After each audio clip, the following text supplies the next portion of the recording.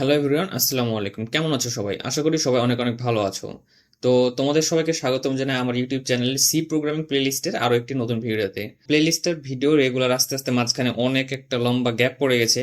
তো আমি এটার জন্য আন্তরিকভাবে দুঃখিত, কারণ আমার পরীক্ষার জন্য আমি তোমাদেরকে ভিডিও দিতে পারি নাই। তো এখন থেকে আবার রেগুলার ভিডিও দেওয়ার চেষ্টা করবো ইনশাআল্লাহ। তো চলো প্রথমে দেখে নিই আজকের ভিডিওতে আমরা কি কি শিখবো। তো আজকের ভিডিওটা খুবই ইন্টারেস্টিং, কারণ আজকের ভিডিওতে আমরা যে টপিকগুলো শিখবো এগুলো তোমার জন্য অত্যন্ত ইম্পর্টেন্ট।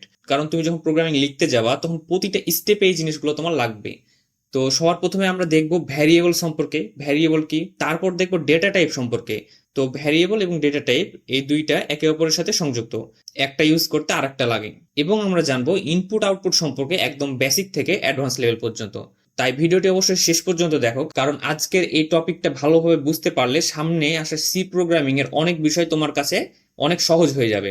তাই দেরি না করে চলো শুরু করি আজকের ভিডিও।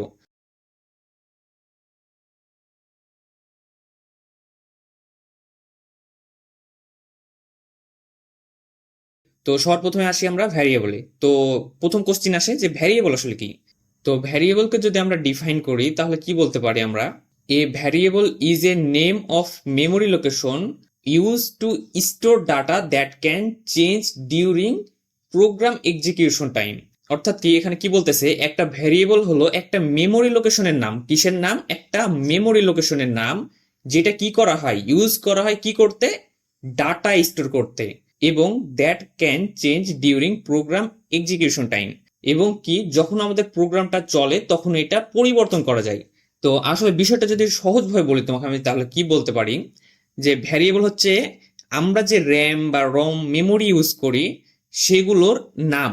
মানে কি, একটা র্যামের মধ্যে অনেক ছোট ছোট ছোট ছোট জায়গা আছে, যে প্রতিটা জায়গাকে বলছে আমরা এক একটা মেমোরির লোকেশন। তো ওই লোকেশন গুলোতে কোনো ডাটা রাখার আগে আমরা কি করি, সেই লোকেশন গুলোর একটা নাম দিই। আর যে নামটা দিই ওই নামটাকে বলতেছি আমরা ভ্যারিয়েবল।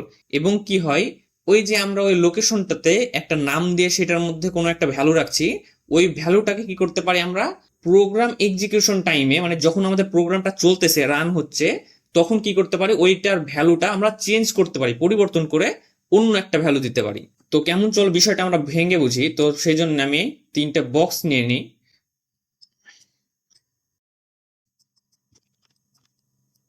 তো দেখো আমি এখানে কি করছি, একই রকম দেখতে তিনটা বক্স নিয়েছি। এখন এই তিনটা বক্সের মধ্যে যদি আমি একটার মধ্যে রাখি পানি, একটার মধ্যে রাখি আমি তেল, এবং একটার মধ্যে আমি ধরে রাখলাম চাউল। এখন কি হবে দেখো, আমি এই বক্সগুলোর ভেতরে কোনো কিছু রাখলাম এবং বক্সগুলো কালার কি সেম, এবং কোনটার ভিতর কি আছে সেটা বাইরে থেকে দেখা যাচ্ছে না। এখন যদি আমি তোমাকে বলি যাও গিয়ে তেল যে বক্সটাতে রাখা আছে সেই বক্সটা নিয়ে আসো, এখন তুমি প্রতিটা বক্স ওপেন না করে কি তেলের বক্সটা নিয়ে আসতে পারবে? একটা জিনিস মাথায় রাখবে, তুমি কিন্তু বাইরে থেকে সরাসরি দেখে বুঝতে পারবে না যে কোন বক্সটাতে কি আছে। তাহলে কি, অবশ্যই সেক্ষেত্রে তোমাকে প্রতিটা বক্স ধরে খুলে চেক করে দেখার পর তুমি যেই বক্সটাতে তেল আছে সেই বক্সটা নিয়ে আসতে পারবে। কিন্তু সেই জায়গাতে যদি আমি কি করি, প্রতিটা বক্সে যদি একটা করে নাম দিই, সাপোজ যে বক্সে পানি আছে সেই বক্সের নাম দিলাম আমি পি, তারপর যে বক্সে তেল আছে ওই বক্সের নাম দিলাম আমি টি, এবং যে বক্সে আমি চাউল রেখেছি সেই বক্সের নাম দিলাম সি। এখন যদি আমি তোমাকে বলি যে এই বক্স তিনটার উপরে যেইটাতে পানি আছে সেইটার উপরে লেখা আছে পি, যেটাতে তেল আছে সেইটার উপর লেখা আছে টি, এবং যেটার উপর চাউল আছে সেইটাতে লেখা আছে সি, এখন তুমি গিয়ে তেলের বক্সটা নিয়ে আসো। তাহলে কি তোমাকে বাকি দুইটা বক্স অর্থাৎ পানির আর হচ্ছে চাউলের বক্স চেক করা লাগবে? অবশ্যই লাগবে না। তুমি সরাসরি কি করবে, তেলের বক্সটা টি দেখে নিয়ে চলে আসবে। তোমার জন্য বিষয়টা কি অনেক ইজি হয়ে যাবে। তো এখানে দেখো কি, সবগুলো বক্স সেম হওয়ার কারণে আমরা সেইটার কোনো নাম বা সেইটাতে দেওয়া কোনো চিহ্ন না দেখা পর্যন্ত সরাসরি বলতে পারছি না। এখন তিনটা বক্সের জন্য তো এটা সহজ, কিন্তু তোমার কাছে যদি 1000 বক্স থাকে, সেখান থেকে তোমাকে একটা জিনিস খুঁজে বার করতে বলি, তাহলে প্রত্যেকটা বক্সের মুখ খুলে সেটা দেখে আবার ই করা, এটা অনেক সময় সাপেক্ষ কাজ না? তো সেই সমস্যাটা সমাধান করার জন্য আমাদের ভ্যারিয়েবল লাগবে। তো এটা তো আমরা একটা বাস্তব জীবনের এক্সাম্পল দেখলাম। তো চলো এবার আমরা দেখি এটা আসলে মেমোরিতে কিভাবে কাজে লাগে। তো এই যে এখানে দেখো আমি একটা টেবিল নিয়েছি। তো এই টেবিলটাকে যদি আমরা মেমোরি ধরে নিই, তো আমাদের মেমোরির মধ্যে কি থাকে, এরকম অসংখ্য ছোট ছোট ঘর থাকে, যেগুলোকে আমরা বলি কি মেমোরি লোকেশন। অর্থাৎ এগুলো এক একটা কি মেমোরি লোকেশন। এই মেমোরি লোকেশনের মধ্যে সাপোজ আমি ধরো ডাটা রাখলাম 5 6 7 ABC 25 2.5, এই ভ্যালুগুলো আমি রাখলাম। এখন দেখো, এই যে মেমোরিগুলোর মধ্যে আমি ভ্যালু রাখলাম, এখন আমি যদি আমার কম্পিউটারকে বলি, প্রোগ্রাম চালানোর সময়তে বলি যে তুমি মেমোরি থেকে 25 ভ্যালুটা খুঁজে নিয়ে আসো, এখন কম্পিউটার কি করবে? সে তো আর জানে না যে 25 ভ্যালুটা আসলে কোন জায়গায় আছে। কারণ কি, আমার এই যে মেমোরির লোকেশনগুলো আছে সবগুলো দেখতে তো সেম, সে বুঝতেই পারতেছে না যে কোন জায়গায় আছে। তাহলে কি করবে? সে প্রথমে এইটা চেক করবে, তারপর এটা চেক করবে, তারপর এটা চেক করবে, তারপর এটা চেক করবে, এক এক করে সবগুলো চেক করবে শেষ পর্যন্ত। যে এই জায়গাতে যখন যে 25 পাবে, তখন সে এই ভ্যালুটা নিয়ে চলে যাবে। এখন দেখো, যখন আমরা ভ্যালুগুলো স্টোর করছিলাম তখনই যদি আমি মেমোরিটার একটা নাম দিয়ে দিতাম, সাপোজ যেখানে 5 রাখলাম সেইটার নাম দিলাম এ, যেটাতে 6 রেখেছি সেটার নাম বি, যেটাতে 7 রেখেছি সেটার নাম সি, যেটাতে এ রেখেছিলাম ওইটার নাম ডি, যেটাতে বি রেখেছি ওইটা ই, তারপর যেটাতে সি রেখেছিলাম ওইটার নাম এফ, তারপর যেটাতে 25 রেখেছিলাম ওটার নাম জি, এবং যেটাতে 2.5 রেখেছি ওইটার নাম দিলাম এইচ। এখন দেখো, আমি যখন প্রতিটা মেমোরির একটা করে নাম দিয়ে দিলাম, এবং এখন প্রোগ্রাম রান করার সময় আমি যখন বলবো যে জি নামের যে ভ্যারিয়েবলটা আছে ওই জায়গায় যে ভ্যালুটা আছে ওইটা নিয়ে আসো, তখন কম্পিউটার কি করবে? সে আর মেমোরি লোকেশনের ভিতর দেখবে না, সে সরাসরি দেখবে যে কোন জায়গায় জি আছে, সে সেই জায়গায় চলে যাবে, যাওয়ার পর জি এর মধ্যে যে ভ্যালুটা আছে সে ভ্যালুটা নিয়ে কাজ করবে। তো এই যে দেখো, তাকে কি করতে হচ্ছে? আলাদা আলাদাভাবে প্রতিটা মেমোরি চেক করতে হচ্ছে না, সে ভ্যারিয়েবলের নাম দেখে সরাসরি সেই মেমোরি লোকেশনে চলে যাচ্ছে, যাওয়ার পর সেখানকার ভ্যালুটা নিয়ে কাজ করতেছে। তো এই যে কি, প্রতিটা মেমোরিতে ভ্যালু রাখার জন্য আমাদেরকে একটা নাম দিতে হচ্ছে, আর এই যে নামটা দিচ্ছি এই নামটাকে বলি আমরা ভ্যারিয়েবল। এখন ভ্যারিয়েবলের ক্ষেত্রে একটা বিষয় হচ্ছে, আমরা আমাদের একটা প্রোগ্রামের মধ্যে যতগুলো ভ্যারিয়েবল লিখবো, প্রতিটা ভ্যারিয়েবল একটা ভ্যারিয়েবলের চেয়ে আর একটা ভ্যারিয়েবলের নাম আলাদা হবে। অর্থাৎ একটা ভ্যারিয়েবলের সাথে আর একটা ভ্যারিয়েবলের নাম সেম হতে পারবে না। যেমন কি, এই যে দেখো, এখানে আমি এ দিয়েছি, এখানে আমি বি দিয়েছি, কিন্তু কি আমি চাইলে এখানে এ দিতে পারবো না। অর্থাৎ পাশাপাশি দুইটা ভ্যারিয়েবলের নাম বা মেমোরির যে কোনো জায়গাতেই হোক, দুইটা ভ্যারিয়েবলের নাম সেম হতে পারবে না, অবশ্যই তারা আলাদা হতে হবে। এটা হচ্ছে ভ্যারিয়েবলের একটা বৈশিষ্ট্য। তো এটা যদি বুঝতে পারো, আরেকটা জিনিস আমি তোমাদেরকে জানাই যে যদি আমি তোমাকে বলি ভ্যারিয়েবল কেন দরকার, তো সেটার আরো একটা অ্যান্সার হতে পারে যে এই যে আমরা কি প্রতিটা মেমোরির লোকেশন বলছি না, এই মেমোরির লোকেশন গুলো কিন্তু মেমোরিতে লেখা থাকে হেক্সাডেসিমাল ফর্মে। সাপোজ লেখা থাকে নর্মালি কি 1 × 0 1 3 0, 1 × 0 1 4 0, এরকম নামে। অর্থাৎ কি মেমোরিগুলোর অরিজিনাল যে নামটা বা অ্যাড্রেসটা থাকে এরকম, ওগুলো থাকে এরকম হেক্সাডেসিমাল ফরম্যাটে। এখন তোমার পক্ষে বা একজন মানুষের পক্ষে কি এই নামগুলো মনে রাখা সম্ভব? কোনোভাবেই সম্ভব না। তো সেই জন্য আমরা কি করি, এই ভ্যারিয়েবলের সাহায্যে এই জটিল নামগুলোকে একটা সহজ নামে কনভার্ট করি। এটা একটা ভ্যারিয়েবল লেখার আমাদের রিজন। তো এইটা আমি বেসিকলি যেটা বোঝাতে চেয়েছি যে কি, যখন আমরা কম্পিউটারে কোনো প্রোগ্রাম লিখব তখন আমাদেরকে সেই প্রোগ্রামটা লেখার সময়তে নানান ধরনের ভ্যালু বা ডাটা নিয়ে কাজ করতে হবে। আর সেই ডাটাগুলো নিয়ে কাজ করতে হলে আমাদেরকে সেগুলো অবশ্যই মেমোরিতে রাখতে হবে। এখন মেমোরিতে রাখার সময়তে আমরা মেমোরির যে জায়গাটাতে ওই ভ্যালুটা রাখবো বা ডাটাটা রাখবো ওই জায়গার একটা নাম দিতে হবে। আর ওই যে নাম দিচ্ছি ওইটার নামই হচ্ছে ভ্যারিয়েবল। সহজ ভাষায় বললে এইটাই। তো আশা করছি তোমরা এটা বুঝতে পেরেছো। তো যদি বুঝতে অসুবিধা হয় তুমি ভিডিওটা আরো 3 4 বার দেখো। প্রথমবারে বিষয়টা বুঝতে না পারাটা একদমই স্বাভাবিক বিষয়। তো প্রথমবারে যদি বুঝতে না পারো তুমি আরো 2 1 বার ভিডিওটা দেখো, আশা করছি বুঝতে পারবে। আর এইটার বিষয় যদি এখনই তুমি সম্পূর্ণ বুঝতে নাও পারো, মোটামুটি একটা আইডিয়া পেলেই হবে যে ভ্যারিয়েবলটা আসলে কি। কারণ পরবর্তীতে এই জিনিসগুলো তুমি ব্যবহার করতে করতে টোটালি এগুলো সম্পর্কে ধারণা ক্লিয়ার হয়ে যাবে তোমার। তো যদি এটা মোটামুটি বুঝতে পারো তাহলে এবার আমরা দেখব ভ্যারিয়েবল নেম অর্থাৎ কি। ভ্যারিয়েবল নেম বলতে আমি এখানে বুঝিয়েছি যে আমরা যে মেমোরি লোকেশনের নাম লিখতেছি, ভ্যারিয়েবলের নাম লিখছি, সেগুলো লেখার কিছু রুলস আছে। এই রুলস গুলো হচ্ছে কি, প্রথমে লেটার দিয়ে শুরু হতে পারবে। অর্থাৎ তুমি ভ্যারিয়েবল নেমের শুরুতে যে কোনো A B C D E F, অর্থাৎ A to Z যে কোনো লেটার ইউজ করতে পারবে, এ থেকে জেড পর্যন্ত। সেটা ক্যাপিটাল হোক স্মল লেটার হোক, কোনো সমস্যা নেই। তারপরে কি বলতেছে দেখো, অথবা তুমি কি আন্ডারস্কোর দিয়ে শুরু করতে পারো। অর্থাৎ কি তুমি ভ্যারিয়েবলের শুরুতে এ বি সি যে কোনো লেটার তো ইউজ করতে পারো, লেটার ছাড়াও তুমি কি করতে পারো, সামনে একটা আন্ডারস্কোর দিয়ে লিখতে পারো। সাপোজ আন্ডারস্কোর এ বি বা আন্ডারস্কোর এজ নামের একটা যদি ভ্যারিয়েবল লিখতে চাও, বা আন্ডারস্কোর জেড, তোমার ইচ্ছা, তুমি কি শুরুতে আন্ডারস্কোর দিতে পারবে। তারপর কি নাম্বার থাকতে পারবে কিন্তু শুরুতে নয়। অর্থাৎ কি ভ্যারিয়েবলের শুরুতে তুমি, অর্থাৎ সাপোজ যদি তুমি লিখতে চাও অন এ বি, এইটা তুমি লিখতে পারবে না। অর্থাৎ শুরুতে তুমি কোনো নাম্বার লিখতে পারবে না, তুমি পরে লিখতে পারবে। সাপোজ কেমন, এ অন বি বা এ বি অন লিখতে পারবে। তাছাড়া তুমি কি লিখতে পারবে, হাইফেন দিয়ে অন এ বি লিখতে পারবে। এভাবে তুমি ভ্যারিয়েবলের নাম লিখতে পারবে, কিন্তু শুরুর যে ক্যারেক্টারটা ভ্যারিয়েবলের, সেই ক্যারেক্টারটা তুমি সরাসরি নাম্বার দিতে পারবে না। তারপরে কি স্পেস থাকবে না। অর্থাৎ কি দেখো, আমি যে ভ্যারিয়েবলগুলো লিখেছি সেগুলোর কোনোটার মাঝে কিন্তু কোনো স্পেস দিইনি, সবগুলো পাশাপাশি লিখেছি। অর্থাৎ তুমি এইভাবে ভ্যারিয়েবল লিখতে পারবে না যে এ বি স্পেস দিয়ে যদি তুমি সি লিখো, এটা কিন্তু ভ্যারিয়েবল হবে না। তুমি মাঝে অন্তত আন্ডারস্কোর চিহ্নটা দিতেই হবে। তুমি এভাবে লিখতে পারো এ আন্ডারস্কোর বি বা এ বি আন্ডারস্কোর অন, কিন্তু তুমি মাঝে কোনো স্পেস ব্যবহার করতে পারবে না। তারপর কি স্পেশাল ক্যারেক্টার থাকবে না। অর্থাৎ স্পেশাল ক্যারেক্টার বলতে আমাদের এ টু জেড, এ থেকে জেড পর্যন্ত যে ক্যারেক্টারগুলো আছে 26টা, এই ক্যারেক্টার বাদে যত at the rate, has, minus, plus ইত্যাদি ক্যারেক্টার আছে, এগুলোকে বলা হয় স্পেশাল ক্যারেক্টার। তো তুমি এই ক্যারেক্টারগুলো তুমি ভ্যারিয়েবলের নাম হিসাবে ব্যবহার করতে পারবে না। তারপর কিওয়ার্ড ব্যবহার করা যাবে না।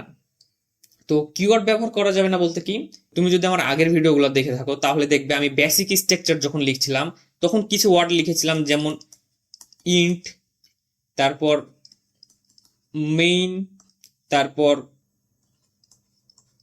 ইনক্লুড, এরকম বেশ কিছু কিওয়ার্ড লিখেছিলাম। তাছাড়া আমি আমার আগে কিওয়ার্ডের ভিডিওতে কি 32টা কিওয়ার্ড সম্পর্কে তোমাদেরকে বলেছি। সেই 32টা কিওয়ার্ডের কোনোটা তুমি ভ্যারিয়েবলের নাম হিসাবে ইউজ করতে পারবে না। সেই 32টা কিওয়ার্ড বাদে তুমি যে কোনো কিছু ভ্যারিয়েবলের নাম হিসেবে ব্যবহার করতে পারবে। তারপর কি বলছে দেখো, ভ্যারিয়েবলের নেম মিনিংফুল হওয়া উচিত। অর্থাৎ কি এই যে ভ্যারিয়েবলের নেম লিখছো এ বি সি, এটা একটা কেমন লাগছে না, মানে মনে হচ্ছে সিরিয়ালে আমরা ডেটা রেখেছি, এটা ভ্যারিয়েবলের নাম হিসাবে সৌন্দর্য প্রকাশ পায় না। তুমি ভ্যারিয়েবলের নাম কেমন লিখতে পারো, এরকম লিখতে পারো। একটা কারো যদি বয়স লিখো তাহলে এজ লিখতে পারো। কোনো যদি নাম স্টোর করতে চাও তাহলে কি সরাসরি লিখতে পারো নেম। তুমি যদি একসাথে 10 জনের নাম স্টোর করতে চাও তাহলে কি নেম অন নামের একটা ভেরিয়েবল, নেম টু নামের একটা ভেরিয়েবল, এভাবে করে কি তুমি নেম 10 পর্যন্ত লিখতে পারো। অর্থাৎ এরকম তুমি বিভিন্ন মিনিংফুল নেম দিতে পারো। অর্থাৎ বিষয়টা এরকম যে তুমি ভ্যারিয়েবলের নামটা এমন দেবে যে তুমি ভ্যারিয়েবলের নামটা পড়ে বুঝতে পারো সেখানে কি ধরনের ডাটা রেখেছো তুমি। তো এই গেল আমাদের ভ্যারিয়েবল। এখন প্রোগ্রামে কি আমরা এই যে এভাবে ভ্যারিয়েবল লিখি। তো চলো কয়েকটা আমরা কোশ্চেন প্র্যাকটিস করে দেখি একটু। তো প্রথমে যে এজ, এটা কি ভ্যারিয়েবল হতে পারবে? অবশ্যই এটা একটা ভ্যারিয়েবল হবে, কারণ কি এটা ভ্যারিয়েবলের সব শর্ত পূরণ করছে, এখানে ক্যারেক্টার আছে। তারপর কি এটা কি একটা ভ্যারিয়েবল হতে পারবে? এখন দেখো তুমি বলতে পারো মাঝে কি বড় হাতের ওয়ার্ড, এটার কারণে তোমার কনফিউশন সৃষ্টি হতে পারে, কারণ তুমি প্রথম দেখছো। তো এরকমও ভ্যারিয়েবল হতে পারবে, এটাও ভ্যারিয়েবল। তারপর কি এটা কি ভ্যারিয়েবল হতে পারবে? দেখো তো শুরুতে টু আছে, আমাদের রুলসগুলোর মধ্যে একটাতে কি আছে, অবশ্যই ভ্যারিয়েবলের শুরুতে কোনো নাম্বার থাকতে পারবে না। তো এটা একটা নাম্বার, তার মানে কি এটা ভ্যারিয়েবল হবে না। তারপরে কি রোল, এটা কি ভ্যারিয়েবল হতে পারবে? হতে পারবে, কারণ ভ্যারিয়েবলের শুরুতে আমরা আন্ডারস্কোর দিতে পারি। তারপর কি স্টুডেন্ট আন্ডারস্কোর নেম, এটা কি ভ্যারিয়েবল হতে পারবে? অবশ্যই পারবে। তারপর ফার্স্ট নেম, এটা কি ভ্যারিয়েবল হতে পারবে? একটু ভালো করে দেখো, তুমি ভিডিওটা এখনই পজ করো, করে আমাকে কমেন্টে জানাও এটা ভ্যারিয়েবল হতে পারবে কিনা। তো আমি উত্তরটা দিই। তো এটা ভ্যারিয়েবল হতে পারবে না, কারণ কি দেখো মাঝে একটা স্পেস দিয়েছি, আমরা আমরা ভ্যারিয়েবলের মাঝে কোনো স্পেস দিতে পারবো না, তাই এটা একটা ভ্যারিয়েবল হতে পারবে না। তারপর কি টোটাল 1 2 3, এটা কি ভ্যারিয়েবল হতে পারবে? হ্যাঁ অবশ্যই এটা একটা ভ্যারিয়েবল হতে পারবে, কারণ আমরা পরে নাম্বার ইউজ করতে পারবো, শুরুতে না। তারপর কি স্যালারি ডলার, এটা কি ভ্যারিয়েবল হতে পারবে? অবশ্যই এটা ভ্যারিয়েবল হতে পারবে না, কারণ কি আমরা ভ্যারিয়েবলে কোনো স্পেশাল ক্যারেক্টার ইউজ করতে পারবো না। তারপর ইফ, এটা কি ভ্যারিয়েবল হতে পারবে? কমেন্ট করে জানাও এটাও। তো আমি বলি উত্তরটা কি, এটা ভ্যারিয়েবল হতে পারবে না। কারণ কি, ইফ একটা কিওয়ার্ড, আমরা যে 32টা কিওয়ার্ড পড়েছিলাম তার মধ্যে কি ইফ একটা, তাই ইফ একটা ভ্যারিয়েবল হতে পারবে না। তারপর কি, বুক প্রাইস, এটা কি ভ্যারিয়েবল হতে পারবে? অবশ্যই এটা একটা ভ্যারিয়েবল হতে পারবে। তো ভিডিওর শেষে আমি তোমাকে কিছু হোমওয়ার্ক দিয়ে দেবো, তুমি সেই হোমওয়ার্কটা অবশ্যই আমাদের কমিউনিটি গ্রুপে পোস্ট করবে। তো ভ্যারিয়েবল সম্পর্কে এতদূর দেখার পরেও যদি তোমার কনফিউশন থাকে বা তোমার কোনো জিনিস বুঝতে অসুবিধা হয়, তুমি ভিডিওটা অন্তত 2 থেকে 3 বার দেখবে। দেখার পরেও যদি না বুঝতে পারো, তাহলে আমি তোমাকে বলি কি করবে। তুমি বেশি চিন্তা করার দরকার নেই, সরাসরি তোমাকে যত কিছু বুঝিয়েছি এত কিছু মাথাতে নিতে হবে না। তুমি শুধু মাথাতে নিবে যে এই যে ভ্যারিয়েবলের নামগুলো, সেইগুলো আমরা কিভাবে লিখছি। অর্থাৎ এই যে আমি কয়েকটা রুলস দেখালাম, এই রুলস গুলো তুমি মাথাতে রাখবে। অর্থাৎ ভ্যারিয়েবলের নামটা তুমি এই যে কিভাবে লিখছি, কোনটা ভ্যারিয়েবলের নাম হবে কি কোনটা হবে না, এই জিনিসটুকু তুমি পারলে আপাতত কন্টিনিউ করতে পারবে। তো এইটা প্রোগ্রামে কিভাবে লিখতে হয় এটাও আমরা দেখব। তো এটা দেখার আগে আমাদেরকে আরেকটা জিনিস সম্পর্কে জানতে হবে, সেটা হলো ডেটা টাইপ। কারণ ডেটা টাইপ ছাড়া আমরা একটা ভ্যারিয়েবল লিখতে পারবো না।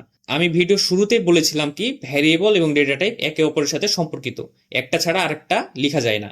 তো চলো এবার আমরা দেখি ডেটা টাইপ সম্পর্কে। তো সবার প্রথমে বলি ডেটা টাইপ কি। তো যদি এটাকে আমরা ডিফাইন করি, কি বলা যায়, a data type tells the compiler what kind of value a variable will hold. অর্থাৎ কি, ডেটা টাইপ কম্পাইলারকে বলে কোন ধরনের ভ্যালু ভ্যারিয়েবল হোল্ড করতে পারবে, অর্থাৎ ওই মেমোরি লোকেশনের মধ্যে রাখতে পারবে। অর্থাৎ কি, আমাদের অনেক ধরনের ডেটা আছে, যেমন কি 2, 3, এগুলো কি নিউমেরিক ডাটা। তারপর কি A, B, C, এগুলো কি ক্যারেক্টার ডাটা। এরকম নানান ধরনের ডাটা আছে। তো এই যে কোন ধরনের ডাটা কোন মেমোরি লোকেশনে থাকবে, সেটা কি আমরা ডেটা টাইপ দিয়ে ওই ভ্যারিয়েবলটাকে বলে দিই। তো এটা কেন দরকার, চলো একটা এক্সাম্পল দিয়ে আমরা বুঝি। তো দেখো আমি কি করেছি, আগের মতনই আবার 3টা সেম টাইপের বক্স নিয়ে নিয়েছি। যেখানে কি প্রথম বক্সের মধ্যে আমাদের আছে কি পানি, দ্বিতীয় বক্সের মধ্যে আছে কি তেল, তৃতীয় বক্সের মধ্যে কি আছে চাউল। এখন ভ্যারিয়েবল নাম তো আমরা দিলাম, তাই না? প্রথমটার নাম হচ্ছে পি, তারপর টি, তারপর সি। এখন আসলে ডেটা টাইপটা কি, এই যে আমরা কোন বক্সে কোন ধরনের ভ্যালু রাখছি, অর্থাৎ এইটাতে আমরা পানি রাখছি, এটাতে তেল রাখছি, এটাতে চাউল রাখছি। অর্থাৎ কি, পানি একটা লিকুইড পদার্থ, চাউল একটা কি সলিড পদার্থ। তো এই যে এইটার মধ্যে আমরা লিকুইড রাখছি বা তরল রাখছি, এটার মধ্যে আমরা একটা সলিড জিনিস রাখছি, এই জিনিসগুলো আমরা কি বলে দিচ্ছি। সেম ভ্যারিয়েবলের মধ্যে কি আমরা কোন ধরনের ডাটা রাখছি সেটা বলে দিই। আর এই যে আমরা বলে দিচ্ছি কোন ধরনের জিনিস আমরা ওই বক্সের মধ্যে রাখছি, সেটাকে আমরা বলতে পারি ডাটা টাইপ। এখন এটা কেন দরকার, চলো সহজভাবে বুঝি। এখন মনে করো তোমার আম্মু তোমাকে বাজার থেকে বললো তেল নিয়ে আই। এখন তুমি তেল আনতে যাচ্ছ। যদি তুমি একটা ব্যাগ নিয়ে যাও বা বস্তা নিয়ে যাও, তাহলে কি তুমি সেটাতে কোনো তেল নিয়ে আসতে পারবে? অবশ্যই পারবে না। তোমাকে তেল আনার জন্য কি অবশ্যই বোতল নিয়ে যেতে হবে, তুমি বস্তাতে তেল নিয়ে আসতে পারবে না। আবার তুমি চাউল আনতে চাচ্ছ, তখন কি তুমি বোতল নিয়ে গেলে হবে? অবশ্যই না, ব্যাগ নিয়ে যেতে হবে। তো এই যে কোন ধরনের জিনিস তুমি আনছো বা নিয়ে আসবে বা রাখবে, সেগুলোর উপর ডিপেন্ড করে তোমাকে কি পাত্র নির্ধারণ করতে হচ্ছে। তেমনি ভ্যারিয়েবলেও আমাদেরকে কোন ধরনের ভ্যালু বা ডাটা আমরা রাখবো, সেটার উপর ডিপেন্ড করে আমাদেরকে ভ্যারিয়েবলের ডেটা টাইপ বলে দিতে হয়। এখন তোমার মাথায় প্রশ্ন আসতে পারে, মেমোরি তো সবগুলো লোকেশন দেখতে সেম, তো এখানে আবার আলাদা আলাদা টাইপ কেন প্রয়োজন? তো এটার অ্যান্সার হচ্ছে, তুমি মেমোরিতে কি আলাদা আলাদা যখন ডাটা রাখছো, মনে রাখবে প্রতিটা ডাটার সাইজ আলাদা। তুমি যখন ইন্টিজার টাইপ অর্থাৎ 1, 2, 3 এই টাইপের ডেটা রাখছো, সেটার একটা আলাদা সাইজ। তুমি যখন কোনো ফ্লোটিং নাম্বার অর্থাৎ দশমিক নাম্বার রাখছো, সেটার একটা আলাদা সাইজ। তুমি যখন কোনো ক্যারেক্টার স্টোর করছো, সেইটার একটা আলাদা সাইজ। এখন প্রতিটা আলাদা আলাদা টাইপের ডাটা রাখার জন্য আমাদের আলাদা আলাদা সাইজের মেমোরি প্রয়োজন। এখন আমরা কি করতে পারি, আমাদের সবচেয়ে বড় যে ডাটা অর্থাৎ যে ডেটা টাইপের সাইজ সবচেয়ে বড়, সবগুলো মেমোরির সাইজ সে বড় ডেটা টাইপের সমান করে দিতে পারি। তাহলে কি আমাদেরকে আর ডেটা টাইপ বলে দিতে হবে না, আমরা ছোট ডাটা হলে তার মধ্যে রাখতে পারবো, আবার বড় ডাটাটা হলো তার মধ্যে রাখতে পারবো। কিন্তু দেখো তো, আমরা যদি একটা বড় ডাটা টাইপের সমান জায়গাতে ছোট ডাটা টাইপ রাখি, যার কারণে কি হবে, মেমোরিতে অনেক জায়গা দখল করে ফেলবে। ছোট জিনিস রাখার জন্য আমরা যখন বেশি জায়গা ইউজ করব, তখন আমাদের মেমোরির স্পেস দ্রুত ভরে যাবে। যার কারণে কি আমাদের সিস্টেমের কস্ট খরচ বেড়ে যাবে, বা হচ্ছে আমাদের সিস্টেমটা স্লো হয়ে যাবে। তো এরকম নানান সমস্যা হবে। তো কি, এই যে সমস্যাগুলো সমাধান করার জন্য কি করি আমরা, বলে দিই যে আমরা ওই ভ্যারিয়েবলটার মধ্যে কোন টাইপের ডাটা রাখবো, সেই অনুযায়ী আমরা ডেটা টাইপ ডিক্লেয়ার করলে ওই ভ্যারিয়েবলটা কি করে, ওই মেমোরির মধ্যে জাস্ট অতটুকু জায়গা তৈরি করে এবং তার মধ্যে সেই ভ্যালুটা রাখে, যার কারণে কি সেখানে অতিরিক্ত কোনো জায়গা নষ্ট হয় না। তো আমরা প্রোগ্রামিং এ আসলে ডেটা টাইপ কিভাবে লিখি? তো প্রোগ্রামিং এ আমাদের বেশ কয়েক ধরনের ডেটা টাইপ আছে, তার মধ্যে বেসিক কয়েকটা ডেটা টাইপ আমরা জানবো, যেগুলো জানলে আমাদের মোটামুটি হয়ে যাবে।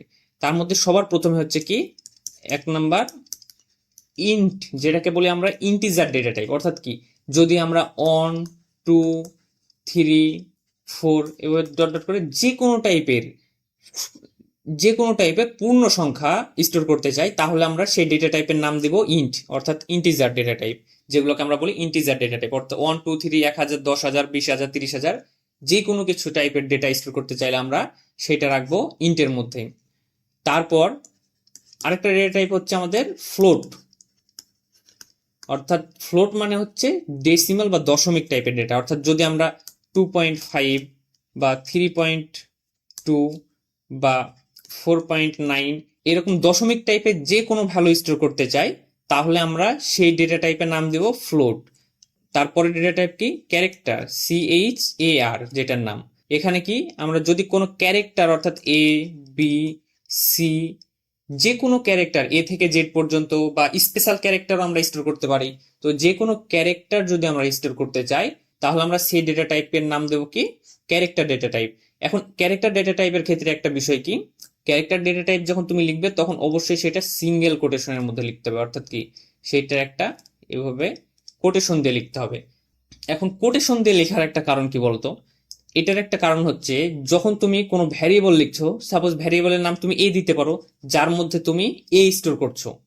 এখন দেখো তুমি কি, তোমার ভ্যারিয়েবলের নামও এ, ডেটা টাইপও স্টোর করছো এ, এখন তুমি বুঝবে কিভাবে কোনটা ভ্যালু? তো সেই জন্য কি আমরা যেটা ভ্যালু ওইটার উপর একটা সিঙ্গেল কোটেশন দিয়ে দেবো, যার ফলে আমরা বুঝতে পারবো যে এইটা আমাদের ভ্যারিয়েবল আর এটা আমাদের ভ্যালু। তো যখন কোনো ক্যারেক্টার ভ্যালু লিখবে তখন অবশ্যই কি করবে, সেটা সিঙ্গেল কোটেশনের মধ্যে লিখবে। তাছাড়া আমাদের আরেকটা ডেটা টাইপ হচ্ছে ডাবল, যার মধ্যে কি, এই যে ফ্লোট একটা নির্দিষ্ট রেঞ্জ পর্যন্ত স্টোর করতে পারে।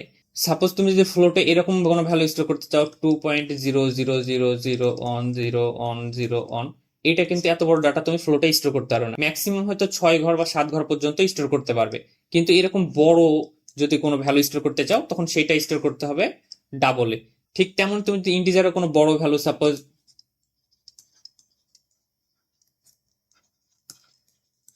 এরকম বড় ভ্যালু স্টোর করতে চাও, সেটা কিন্তু পারবে না। তোমার ইন্টিজার ডিভাইস ভেদে কোনো কোনো ডিভাইসের ক্ষেত্রে 60টা, কোনো কোনো ডিভাইসের ক্ষেত্রে 8টা ভ্যালু স্টোর করতে পারে। কিন্তু তার চেয়ে যদি বড় ভ্যালু কোনো স্টোর করতে চাও তখন কি করবে, তখন তুমি ইন্টিজারের জায়গায় ইউজ করবে লং,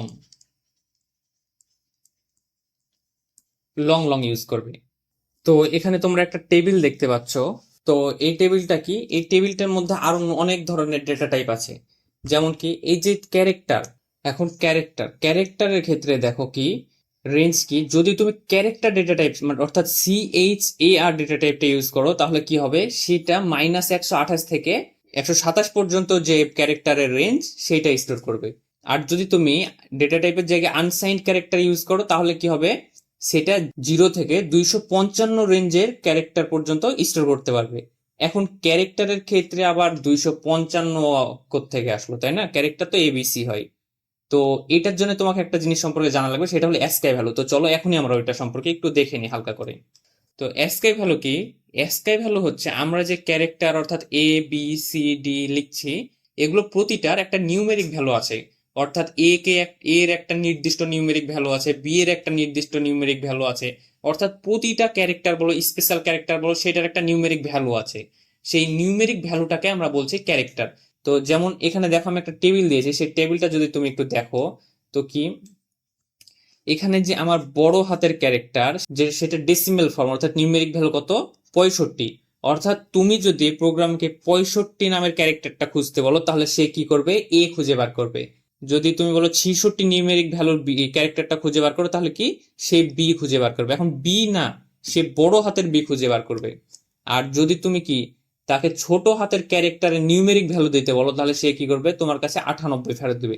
এগুলো কিন্তু ফিক্সড, প্রতিটা ক্যারেক্টারের নিউমেরিক ভ্যালু ফিক্সড। যেমন এখানে তুমি কি, এই যে জিজ্ঞাসা চিহ্ন, এটার নিউমেরিক ভ্যালু কত, 33।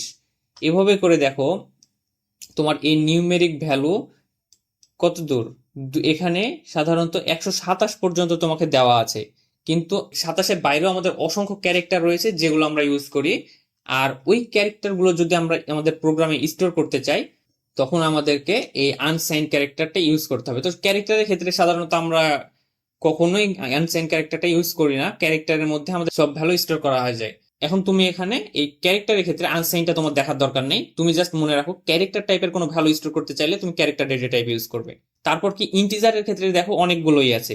এখন কি, তুমি যদি শুধু ইন্ট টাইপের ডেটা টাইপ ইউজ করো, তাহলে কি তুমি সেখানে ভ্যালু স্টোর করতে পারবে কত, -32,768 থেকে 32,767 পর্যন্ত। আর যদি তুমি আনসাইন্টিড ডেটা টাইপটা ইউজ করো, তাহলে কি করতে পারবে, সেখানে তুমি 0 থেকে 65,535 পর্যন্ত ভ্যালু রাখতে পারবে। সেম ভাবে দেখো এখানে কোন টাইপের ডাটার জন্য তুমি কত থেকে কত পর্যন্ত ভ্যালু স্টোর করতে পারবে সেগুলো বলে দিয়েছে। তো তোমার আপাতত এত দরকার নেই, তুমি আপাতত ইন্টিজার, লং, ফ্লোট এবং ডাবল, এই কয়টা জানলেই যথেষ্ট। এর বেশি খুব একটা প্রয়োজন হবে না। যখন প্রয়োজন হবে তুমি তখন আস্তে আস্তে এটা শিখে নিতে পারবে। আমি তোমাকে শুধু জানিয়ে রাখার জন্য এটা দেখিয়ে দিলাম, যেন পরবর্তীতে কখনো এটা তুমি দেখে ভয় না পাও। তো এটা যদি দেখা হয়, তাহলে এবার আমরা দেখব যে আসলে আমরা আমাদের প্রোগ্রামে ডেটা টাইপ এবং ভ্যারিয়েবল কিভাবে লিখি। তো ডেটা টাইপ এবং ভ্যারিয়েবল আমাদের প্রোগ্রামে লেখার নিয়ম হচ্ছে, প্রথমে আমাদেরকে লিখতে হয় ডেটা টাইপ, অর্থাৎ কি আমরা কোন ধরনের ডাটা রাখবো সেটা টাইপটা ডিক্লেয়ার করে দিতে হয়। অর্থাৎ কি আমাদেরকে প্রথমে লিখতে হয় ডাটা টাইপ, তারপর আমাদেরকে স্পেস দিয়ে দিতে হয় ভ্যারিয়েবল নেম।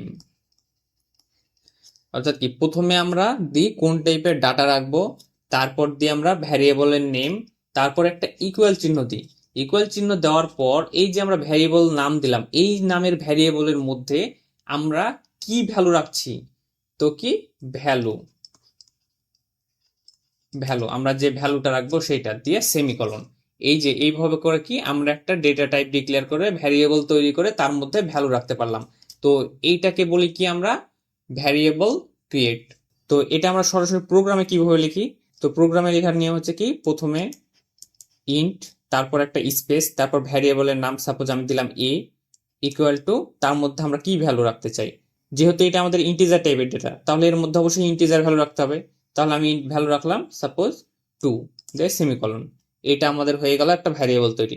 আবার যদি আমরা কোনো ক্যারেক্টার ভ্যালু রাখতে চাই, তাহলে কি হবে, CHAR স্পেস ভ্যারিয়েবলের নাম কি দেবো, সি দিলাম, ইকুয়াল টু তার মধ্যে আমি কি রাখবো, মনে করো এ রাখবো, তাহলে কি আমি এ দিলাম, দিয়ে সেমিকলন দিলাম, তাহলে কি আমার এর মধ্যে এ চলে আসলো। তো চলো তাহলে এবার আমরা সরাসরি ভিএস কোডে একটা ভ্যারিয়েবল ক্রিয়েট করে সেটা লিখে দেখি। তো আমি ভিএস কোডে এসে একটা ফাইল ক্রিয়েট করে নিয়েছি। তো ফাইল কিভাবে ক্রিয়েট করেছি আমি সেটা আগের ভিডিওতেই দেখিয়েছি। তো তুমি যদি সেটা না দেখে থাকো, তাহলে আমি সেটা লিঙ্ক ডেসক্রিপশন বক্সে দিয়ে রাখবো, তুমি সেটা দেখে নিতে পারো। তো সবার প্রথমে আমাদেরকে কি করতে হবে, আমাদের বেসিক স্ট্রাকচারটা লিখে ফেলতে হবে। তো আমি বেসিক স্ট্রাকচারটা লিখে ফেলি কি, তো এইটা হচ্ছে আমার বেসিক স্ট্রাকচার। এখন আমি কি করব, এর মধ্যে একটা ভ্যারিয়েবল ক্রিয়েট করব।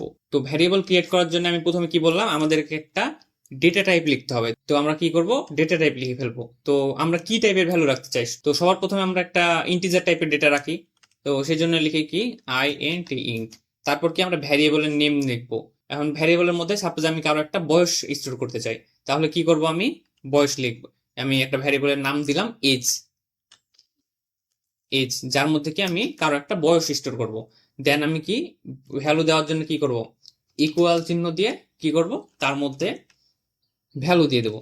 সাপোজ আমি দিলাম 30। তাহলে কি হলো, আমার এজ নামের একটা ভ্যারিয়েবল তৈরি হয়ে গেল, যার মধ্যে আমি 30 স্টোর করলাম। সেম ভাবে যদি আমি কোনো ক্যারেক্টার স্টোর করতে চাই, তাহলে কি CHAR, দেন ভ্যারিয়েবলের নাম দিব, CR দিলাম, দেন ইকুয়াল চিহ্ন দিয়ে তার মধ্যে আমি সাপোজ রাখতে চাচ্ছি বি, দেন সেমিকলন। তাহলে কি, আর এটা আমার আরেকটা ভ্যারিয়েবল ক্রিয়েট হয়ে গেল। আমি যদি কোনো লং লং টাইপের ভ্যালু রাখতে চাই তাহলে কি লং লং যে ভ্যারিয়েবলের নাম সাপোজ age2 ইকুয়াল টু দিয়ে আমি লিখলাম সাপোজ 23। এখন দেখো আমি কি বলেছিলাম, লং লং আমরা ইউজ করব কখন, বড় ভ্যালু স্টোর করার জন্য, কিন্তু সেখানে আমি ছোট ভ্যালু স্টোর করছি। অর্থাৎ কি দেখো আমরা বড় ডেটা টাইপের মধ্যে ছোট ভ্যালু রাখতে পারবো, কিন্তু আমরা কি করব, আমাদের ভ্যালুর সাইজটা যত হবে আমরা সেই অনুযায়ী ডেটা টাইপ ইউজ করব, তাহলে আমাদের প্রোগ্রামটা আরো ফাস্ট এবং ইফিসিয়েন্ট হবে। তো এইভাবে হচ্ছে কি আমরা ভ্যারিয়েবল লিখতে পারি। এখন দেখো আমরা ভ্যারিয়েবল তো ক্রিয়েট করলাম, লিখে ফেললাম, ভ্যালু ইনসার্ট করলাম ভ্যারিয়েবলের মধ্যে। এখন মেইন বিষয় হচ্ছে এগুলো আমরা আমাদের প্রোগ্রামে আউটপুট হিসাবে কিভাবে দেখব। তো আমরা আমাদের প্রোগ্রামে যে কোনো টাইপের ভ্যালু যদি আউটপুট হিসাবে দেখতে চাই তাহলে আমরা অলওয়েজ একটা কিওয়ার্ড ইউজ করি, সেটা কি প্রিন্টএফ। প্রিন্টএফ দেন ফার্স্ট ব্র্যাকেট দেন একটা সেমিকলন, এতটুকু আমাদেরকে আগে লিখে ফেলতে হবে যে কোনো টাইপের আউটপুট প্রিন্ট করার জন্য। একটা কথা মাথায় রাখবে, সি প্রোগ্রামে প্রিন্টএফ কিওয়ার্ড ছাড়া আর অন্য কোনো কিওয়ার্ড দ্বারা আমরা কোনো ভ্যালু আউটপুট দিতে পারবো না। অর্থাৎ যখনই আমরা কোনো জায়গাতে প্রিন্টএফ কিওয়ার্ডটা দেখব সেখানে আমরা দেখে বুঝে যাব যে এই জায়গাতে কোনো একটা ভ্যালু আউটপুট আসছে। সেই আউটপুটটা কি সেটা আমরা ব্র্যাকেটের ভিতরের অংশ দেখে বুঝতে পারি। তো তুমি যখন আস্তে আস্তে অভিজ্ঞ হয়ে যাবা তখন এগুলো দেখে বুঝতে পারবে। তো সাপোজ মনে করো আমাদের এই যে এজ ভ্যারিয়েবলটা আছে এইটার ভ্যালুটা আমি প্রিন্ট করব। তো কিভাবে প্রিন্ট করব, সবার প্রথমে আমাকে কি করতে হবে, ডাবল কোটেশন দিতে হবে। দেওয়ার পর আমাকে একটা জিনিস লিখতে হবে, সেটা হচ্ছে ফরম্যাট স্পেসিফায়ার। তো ফরম্যাট স্পেসিফায়ার কি, ফরম্যাট স্পেসিফায়ার হচ্ছে এই যে প্রিন্টএফ এর মধ্যে ব্যবহৃত একটা বিশেষ চিহ্ন, যা কি করে আমাদেরকে বলে দেয় যে আমরা এখানে কি ধরনের ভ্যালু প্রিন্ট করছি। অর্থাৎ কি আমরা যখন কোনো একটা ভ্যারিয়েবলের মধ্যে কোনো ডাটা রাখছি তখন সেই ডাটাটা টাইপটা বলে দিচ্ছি না, তেমনি প্রিন্ট করার সময় বা আউটপুট পাওয়ার সময় আমাদেরকে বলে দিতে হয় ফরম্যাট স্পেসিফায়ারের সাহায্যে। মনে রাখবে প্রতিটা ডেটা টাইপের জন্য আলাদা আলাদা ফরম্যাট স্পেসিফায়ার আছে। তো সেইটা কি, তো দেখো এখানে এই যে আমি একটা টেবিল দিয়েছি, সেই টেবিলে আমরা কি ফরম্যাট স্পেসিফায়ার দেখতে পাচ্ছি এই যে এই সাইডে। তো আপাতত আমাদের সবগুলো দেখার দরকার নেই, আমরা দেখবো কোনটা, ইন্টিজার, ফ্লোট, সাইন ক্যারেক্টার। এখন মনে রাখো সিন ক্যারেক্টার বা নর্মাল ক্যারেক্টার একই। তো আমরা সিন ক্যারেক্টারটা দেখব, ডাবলের জন্য দেখব, এবং কি লং ইন্ট বা লং লং ইন্ট এটার জন্য দেখব। তো আমাদের ইন্টিজারের জন্য কি ফরম্যাট স্পেসিফায়ার হচ্ছে %d, এবং লং ইন্টের জন্য কি এলডি। তাছাড়া লং লং ইন্টের জন্য কি LD। তারপর কি সাইন ক্যারেক্টার বা শুধু ক্যারেক্টার টাইপের ডেটার জন্য %c। তারপর কি ফ্লোটের জন্য কি %f। তারপর ডাবলের জন্য %lf। তো এই কয়েকটা দেখলেই হবে। তো তাহলে এখন আমরা কি করব, যেহেতু আমরা কি এজ প্রিন্ট করতে চাচ্ছি তাহলে সেটা কি ইন্টিজার টাইপের ডেটা, তাহলে আমাদের ফরম্যাট স্পেসিফায়ার হবে কি %d। এখন দেখো ফরম্যাট স্পেসিফায়ারটা আমরা লিখবো কোথায়, ডাবল কোটেশনের মধ্যে। ডাবল কোটেশনের মধ্যে লিখার পর আমরা বাইরে যাব, গিয়ে একটা কমা দিব, কমা দিয়ে আমরা এখানে এই যে এই স্পেস দিলাম আমি একটা, এই স্পেসটা তুমি চাইলে দিতেও পারো না দিতেও পারো, এই স্পেসটা কোনো ইফেক্ট ফেলবে না তোমার প্রোগ্রামে, এটাই তোমার ইচ্ছা সৌন্দর্য লিখার। তো তারপর কি করব, আমরা লিখব যে ভ্যারিয়েবলটা আমরা প্রিন্ট করতে চাচ্ছি। তো আমি কোনটা চাচ্ছি, এজ ভ্যারিয়েবলটা প্রিন্ট করতে চাচ্ছি, তো সেইটা লিখে দেব। তো এই যে লিখলে কি হলো, এই যে এজ ভ্যারিয়েবলটা প্রিন্ট করার প্রসেসটা লেখা কমপ্লিট হয়ে গেল। এখন এটা যদি আমি রান করে দেখি দেখো কি হবে। দেখো আমাদের কোডে 32 প্রিন্ট করে দিয়েছে। তো এইভাবে কি আমরা চাইলে ক্যারেক্টার টাইপের ডেটা, সাপোজ যদি আমি ক্যারেক্টারটা প্রিন্ট করতে চাই তাহলে আমাদের ফরম্যাট স্পেসিফায়ার কি সি, দেন এখানে আমাকে ভ্যারিয়েবলের নাম লিখতে হবে কি cr, তাহলে আমাদের ক্যারেক্টার ডেটা টাইপ হয়ে যাবে। তাহলে এবার আমাদের কি, যদি এটা লিখি তাহলে এবার আমাদের কি দেখো, এবার আমাদের ক্যারেক্টার ডেটা টাইপ এবং এজ অর্থাৎ ইন্টিজার ডেটা টাইপ দুইটার ভ্যালুই দেখাবে। তো এটা যদি আমি রান করি কি হবে দেখো, দেখো আমার কাছে কি দেখাচ্ছে এখানে আউটপুটে 30b। এখন দেখো তো 30 আর b আমি লিখেছি আলাদা আলাদা লাইনে কিন্তু হয়ে গেছে এক লাইনে, এটা কেন? তো আমাদের প্রোগ্রামে আমরা যখন নতুন কোনো লাইনে কোনো জিনিস লিখতে চাই তখন আমাদেরকে অবশ্যই লিখতে হয় কি ডাবল কোটেশনের শেষে, মানে যেই জায়গাতে আমরা একটা এক্সট্রা নতুন লাইন চাচ্ছি সেই জায়গাতে আমরা লিখবো /n। তাহলে আমাদের নতুন একটা লাইন ক্রিয়েট হয়ে যাবে, নেক্সট লাইন যেটাকে বলি আমরা, বা নিউ লাইন। তো এই নিউ লাইনটা দিয়ে যদি আমি এবার কি করি, রান করি, তাহলে কি হবে দেখো,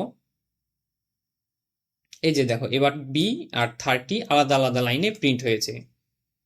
এখন দেখো তুমি যদি একটা প্রিন্টএফ এর মধ্যে সবগুলো ভ্যালু প্রিন্ট করতে চাও, সাপোজ এইটা যদি না রাখি, আমরা এক জায়গাতে সবগুলো প্রিন্ট করতে চাই, অর্থাৎ প্রথমে হচ্ছে আমি এজ প্রিন্ট করলাম, তারপর আমি কি পার্সেন্টেজ সি দিয়ে ক্যারেক্টার প্রিন্ট করতে চাচ্ছি, তারপর একটা স্পেস দিয়ে পার্সেন্টেজ এজ এজ টু, অর্থাৎ সেটা কি লং লং প্রিন্ট করতে চাচ্ছি। তাহলে কি করতে হবে আমাকে, প্রথমে আমি যেটা প্রিন্ট করছি সেইটার ভ্যারিয়েবলটা দিব প্রথমে, তারপর একটা কমা দিয়ে হচ্ছে দ্বিতীয় ভ্যারিয়েবলটার নাম, অর্থাৎ কি আমাদের এখন দ্বিতীয় ভ্যারিয়েবলটা ফরম্যাট স্পেসিফায়ার অনুযায়ী দ্বিতীয় ভ্যারিয়েবলটা কি দিতে হবে, অবশ্যই সিএইচ সিআর, অবশ্যই সিআর, তাহলে সিআর সিআর দিব। তারপর কি তৃতীয় ভ্যারিয়েবল, সেটা কি আমাদের এজ টু। এবার যদি আমি কোডটা রান করি কি হবে দেখো, দেখো কি হলো, এখানে আমার শুধু 30 আর বি অর্থাৎ এজ আর সিআর এর ভ্যালু আসলো, এজের ভ্যালু কিন্তু আসে নাই। কেন, আমরা কি দেখেছি লং লং ব্যবহারের ক্ষেত্রে কি আমাদের লং লং ইন্ট দিতে হবে না। এবার যদি আমি কি লং লং ডি দিই, এবার যদি আমি কোডটা রান করি তাহলে কি হবে দেখো, দেখো এইবার আমার ভ্যালুগুলো সব ঠিকঠাক ভাবে চলে এসছে। তো এইভাবে হচ্ছে কি একসাথে অনেকগুলো ডেটা টাইপ লিখতে পারি। আবার মনে করো যে সেম টাইপের ডেটা আমরা অনেকবার লিখতে চাই, মনে করো যে আমি যদি পুরাটা কেটে দিই, এখন এখন এখানে যদি পর পর আমি এজের ভ্যালু দুইবার প্রিন্ট করতে চাই বা তিনবার প্রিন্ট করতে চাই, percentage D space percentage D, তাহলে কি হবে, তাহলে কিভাবে করতে হবে আমাকে, প্রত্যেকটার জন্য কি কমা এজ কমা এজ, অর্থাৎ কি যতবার আমি কি ফরম্যাট স্পেসিফায়ার লিখবো ততবার আমি কমা দিয়ে ততটা ভ্যারিয়েবলের নাম লিখে দিব। তো এবার যদি আমি রান করি তাহলে কি হবে দেখো, দেখো আমার 30 তিনবার প্রিন্ট করে দিয়েছে। তো একটা জিনিস লক্ষ্য করো, দেখো যখন আমরা আলাদা আলাদা লাইনে প্রিন্টএফ লিখছিলাম আর এবং এই স্ল্যাশ এনটা ইউজ করছিলাম না, তখন সেইটা এক লাইনে প্রিন্ট করে দিচ্ছিল পাশাপাশি কোনো স্পেস ছাড়া। কিন্তু যখন আমরা এই ডাবল কোটেশনের মধ্যে কি কোনো স্পেস দিচ্ছি, তখন সেটা কিন্তু আউটপুটও আমাদের স্পেস সহ প্রিন্ট করছে। মানে কি এই যে ডাবল কোটেশনের মধ্যে আমরা যা দিই সেটাই কাজ করে, শুধু এই যে ফরম্যাট স্পেসিফায়ার গুলোর জায়গাতে এই ভ্যারিয়েবলের ভ্যালুগুলো চলে আসে। আবার যদি আরেকটা জিনিস দেখাই,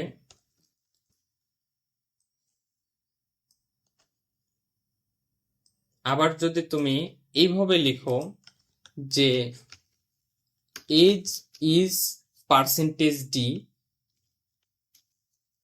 ইকুয়াল এটা, তাহলে কি হবে তোমার বলো তো। এবার যদি আমরা কোডটা রান করি কি দেখতে পাবো আমরা, এখানে দেখো কি দেখতে পাচ্ছি আমরা, age is equal to percentage d এর জায়গাতে শুধু 30 এসছে। অর্থাৎ কি আমাদের ডাবল কোটেশনের মধ্যে আমরা যা লিখি সব সেম টু সেম প্রিন্ট করে, শুধু ফরম্যাট স্পেসিফায়ার এর জায়গাতে আমাদের ভ্যারিয়েবলের ভ্যালু চলে আসে এবং স্ল্যাশ ইন বা এরকম কিছু স্পেশাল কিওয়ার্ড আছে যেগুলো যে কাজ সে কাজটা করে। অর্থাৎ যেমন এখানে স্ল্যাশ এন এর কাজ হচ্ছে নতুন লাইন তৈরি করা, তাই এটা কি করে নতুন লাইন তৈরি করে। তো এখানে তো আমাদের নতুন লাইন দরকার নাই, সেই জন্য আমরা নতুন লাইন দেখতে পাচ্ছি না। এখন এইটা গেল আউটপুট, অর্থাৎ আমরা কোনো কিছু প্রিন্ট করব কিভাবে, ভ্যারিয়েবল বা কোনো ভ্যালু যে কোনো কিছু প্রিন্ট করার সিস্টেম। এবার হচ্ছে আমরা একটু দেখি ইনপুট সম্পর্কে, অর্থাৎ আমরা কোনো কিছু ইনপুট নিব কিভাবে। তো ইনপুট নেওয়ার ক্ষেত্রে সবার প্রথমে আমাদেরকে একটা জিনিস মাথায় রাখতে হবে, ইনপুট নেওয়ার আগে আমাদেরকে একটা ভ্যারিয়েবল তৈরি করতে হবে। অর্থাৎ কি আমরা কি ইনপুট নিব, কোন ডাটা ইনপুট নিব। এখন ডাটা যে আমরা ইনপুট নিব সেই ডাটাটা ইনপুট নিয়ে আমাদেরকে কোথাও তো রাখতে হবে, আমরা কাজ করার আগে অবশ্যই সেটা কোথাও রাখবো, দেন সেখান থেকে নিয়ে সেটা কাজ করব। তো এই যে আমরা ডাটা ইনপুট নিব, তো সেই ডাটাটা ইনপুট নেওয়ার আগে আমাদেরকে অবশ্যই একটা ভ্যারিয়েবল তৈরি করতে হবে। আমরা এখানে দেখো কয়েকটা ভ্যারিয়েবল অলরেডি তৈরি করেছি যার মধ্যে আমরা সরাসরি ভ্যালু রেখেছি।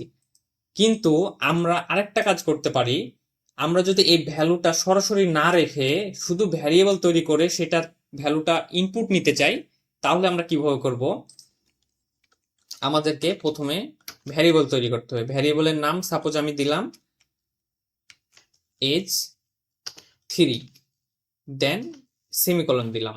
তাহলে কি হলো, আমার দেখো ভ্যারিয়েবলটা তৈরি হয়ে গেল, কিন্তু আমি এখনো কিন্তু ভ্যারিয়েবলের মধ্যে কোনো ভ্যালু অ্যাসাইন করিনি। এর আগে আমরা কি করছিলাম, ইকুয়াল চিহ্ন দিয়ে ভ্যালু অ্যাসাইন করছিলাম, যেটা কি প্রোগ্রাম রান করার সময়তে সরাসরি আমাদের এই ভ্যালুটা দেখাচ্ছিল।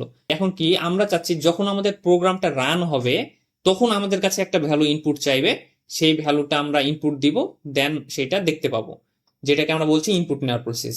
তো ইনপুট নেওয়ার জন্য আমরা যে কিওয়ার্ডটা ইউজ করি সেটার নাম হচ্ছে স্ক্যানএফ। তো সেইটা কিভাবে লিখবো আমরা, সেটা লিখবো প্রথমে SCANF, দেন ফার্স্ট ব্র্যাকেট, দেন এটারও আমরা সেমিকলন দিয়ে ক্লোজ করব। অবশ্যই আমরা সি প্রোগ্রাম লেখার সময় প্রতিটা লাইনের শেষে সেমিকলন দিয়ে সেটা ক্লোজ করে দেবো। দেন এটার ক্ষেত্রেও আমাদেরকে কি প্রথমে ডাবল কোটেশন দিতে হবে। দেওয়ার পর আমরা যে ভ্যারিয়েবলটার মধ্যে ডাটা বা ভ্যালু ইনপুট নিতে চাচ্ছি সেটার ডেটা টাইপ কি সে অনুযায়ী আমাদেরকে এখানেও ফরম্যাট স্পেসিফায়ার দিতে হবে।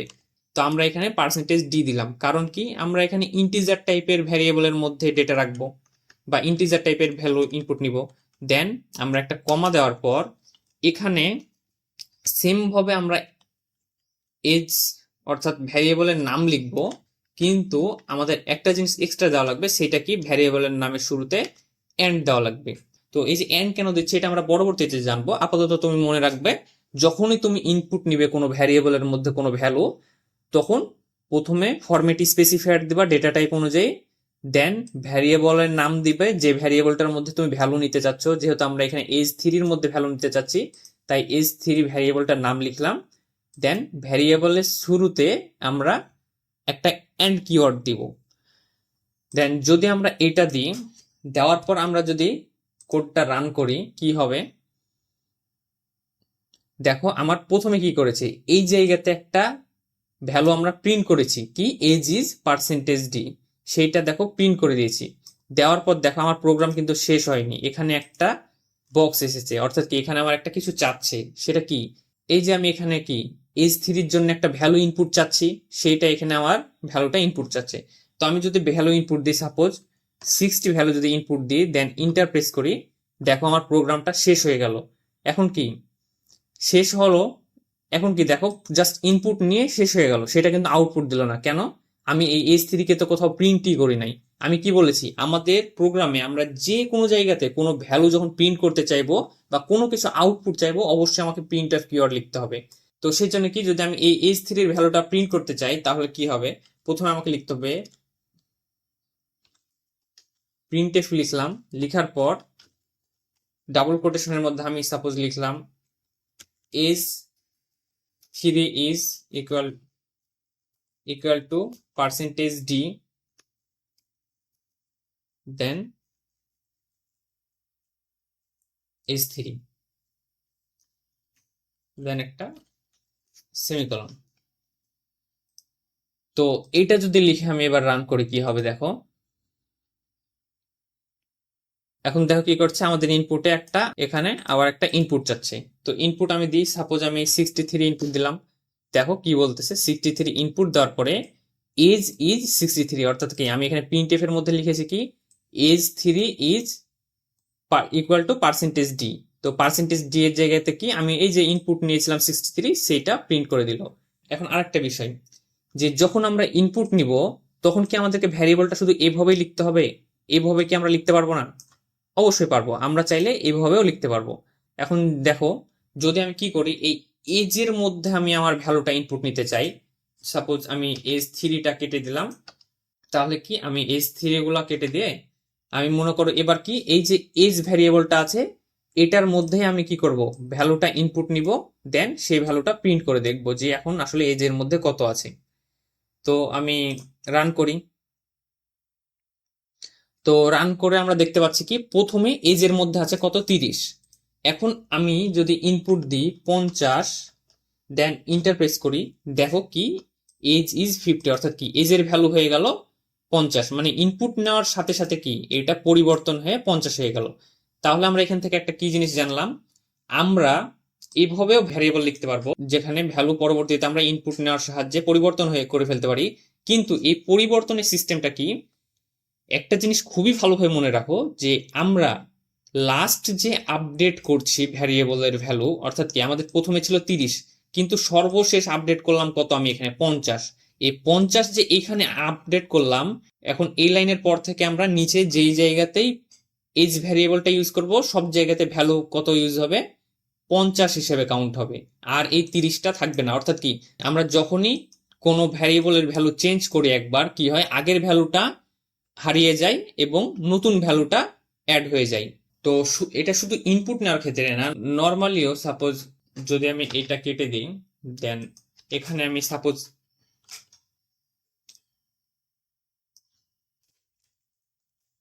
এজের মধ্যে 70 রাখি, আমার কি হবে দেখো, প্রথমে আমি কি করেছি, এজের ভ্যালু যখন প্রিন্ট করেছি তখন কি 30, এখান পর্যন্ত আমি এজের ভ্যালু কি 30 রেখেছি, কোনো পরিবর্তন করি নাই।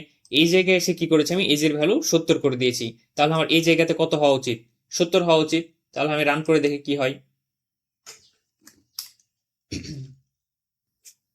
দেখো তাই এসেছে আমাদের। অর্থাৎ প্রথমের জন্য কত এসেছে আমাদের, এজের ভ্যালু 30। আর যখনই আমরা এজের ভ্যালু আপডেট করে 70 লিখলাম, তখন এজের ভ্যালু 70 প্রিন্ট করে দিল। এখন একটা বিষয়, আমি কি বলেছিলাম, আমরা প্রোগ্রামে সেম নামের একের অধিক ভ্যারিয়েবল লিখতে পারবো না। দেখো আমি কি এখানে এজ লিখেছিলাম যখন, পরবর্তীতে আমি সেম নাম না আলাদা নামের কিন্তু একটা ভ্যারিয়েবল তৈরি করেছি। কিন্তু আমি এখানে ভ্যালু আপডেট করার সময়তে সেম টাইপের নাম দিলাম, তাও কাজ করলো কেন? কারণ আমি এই যে ইন্ট ডেটা টাইপটা এখানে আর দিই নাই। কেন দিই নাই? আমি আমার একটা প্রোগ্রামে যদি একবার কোনো একটা ভ্যারিয়েবল ক্রিয়েট করি, সেই নামের ভ্যারিয়েবলটা পরবর্তীতে ইউজ করার সময়তে, ব্যবহার করার সময়তে আমার আর ডেটা টাইপের নামটা দেওয়ার প্রয়োজন নেই। যদি আমি এখানে ডেটা টাইপের নামটা দিই, তাহলে কি আসবে, ইরর আসবে, অর্থাৎ আমার প্রোগ্রামটা রান হবে না। কারণ কি, যখনই আমি এখানে একটা নতুন ডেটা টাইপ দিব, তখন সে কি করবে, ওই নামের ভ্যারিয়েবলটা ক্রিয়েট করার চেষ্টা করবে। কিন্তু কি, এখানে তো অলরেডি আমি ক্রিয়েট করে রেখেছি। তাহলে এখানে যদি আমি আবার ক্রিয়েট করার চেষ্টা করি, সেটা কি সম্ভব? সম্ভব হবে না। তাই আমরা একটা ভ্যারিয়েবল একবার ক্রিয়েট করার পর পরবর্তীতে যখন আবার ব্যবহার করব, তখন সেই জায়গায় তার ডেটা টাইপ দেওয়ার প্রয়োজন নেই। তো এই ছিল আমাদের মোটামুটি ভ্যারিয়েবল, ডেটা টাইপ এবং ইনপুট আউটপুট। তো আশা করি তোমরা এগুলো বুঝতে পেরেছো। যদি না বুঝতে পারো, চিন্তার কিছু নেই। যদি না বুঝতে পারো অবশ্যই কমেন্ট করে জানাও, আমি আবার প্রয়োজনে ভিডিও বানিয়ে আবার সুন্দরভাবে বুঝিয়ে দেবো তোমাদেরকে।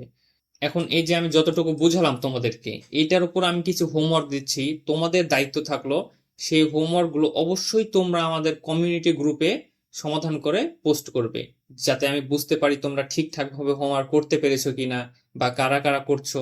আর আরেকটা বিষয়, ফার্স্টের দিকে এই জিনিসগুলো তোমাদের মনে রাখতে বা লিখতে অনেক অসুবিধা হবে, সমস্যা হবে, এটা স্বাভাবিক। তো টেনশন করার কিছু নেই। তুমি রেগুলার মোটামুটি 1 মাস ভিডিও দেখতে থাকো, প্র্যাকটিস করতে থাকো। আমি এই যে এখানে যত কিছু লিখলাম, প্রতিটা জিনিস তুমি নিজের হাতে লিখো, টাইপ করো ল্যাপটপে। তাহলে দেখবে আস্তে আস্তে জিনিসগুলো 1 সপ্তাহ 2 সপ্তাহ পর তোমার কালচার হতে লাগবে, বা তুমি জিনিসগুলো নিয়ে অভ্যস্ত হতে শুরু করবে।